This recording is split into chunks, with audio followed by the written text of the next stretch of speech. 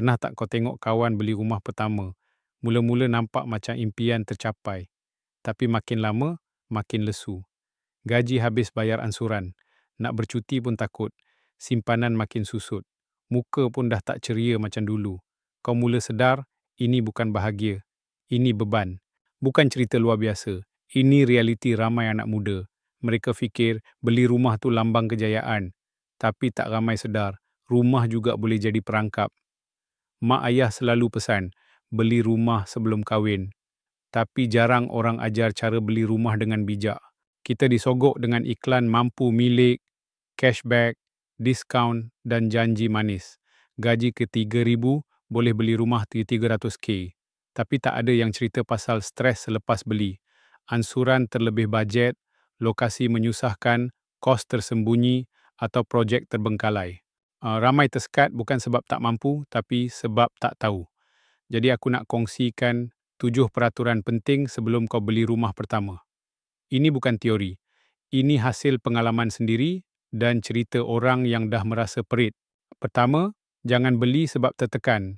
Tekanan umur, tekanan sosial. Kalau kau beli sebab kawan-kawan dah beli, kau mungkin terperangkap dalam hutang jangka panjang yang kau tak mampu tanggung.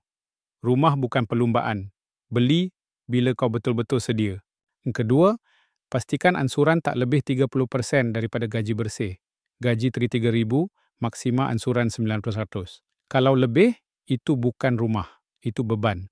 Orang dulu bina rumah sikit-sikit sebab mereka tahu rumah bukan untuk tunjuk, tapi tempat tinggal. Ketiga, sediakan simpanan sekurang-kurangnya 10% dari harga rumah. Ini bukan deposit. Ini untuk pindah, baiki kecil, beli perabot asas. Ramai orang lupa hal ni, lepas tu terpaksa swipe kad kredit dan mula hidup dalam tekanan. Keempat, lokasi jangan sampai susahkan hidup. Jangan kejar murah tapi terpaksa ulang-alik 2 jam pergi kerja.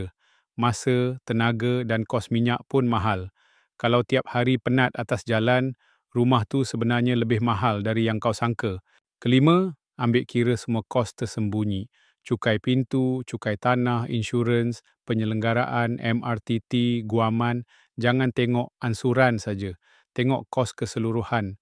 Bank hanya kira kemampuan di atas kertas.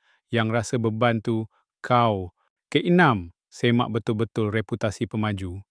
Jangan percaya gambar 3D dan showroom cantik. Semak projek lama, tanya pembeli terdahulu. Sejak 1990-an, lebih 200 projek perumahan terbengkalai di Malaysia.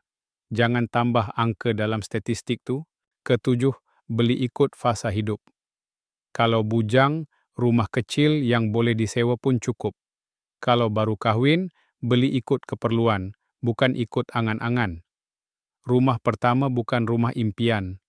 Ia langkah pertama, bukan destinasi akhir. Aku kenal seorang lelaki umur 35 masih menyewa, tapi dia simpan duit, beli tanah kecil, bina rumah ikut bajet sendiri. Sekarang dia bebas dari loan. Dia pernah cakap, saya pilih susah masa simpan dari susah masa bayar. Dan aku setuju, sebab rumah bukan status. Rumah adalah tempat untuk pulang dan rasa tenang. Kalau kau rasa video ni bermanfaat, tekan like. Komen, peraturan mana yang kau pernah langgar atau nak mula ikut. Share dengan kawan yang tengah pening nak beli rumah. Dan subscribe untuk lebih banyak ilmu hidup yang bijak. Bukan hidup yang dibebani hutang.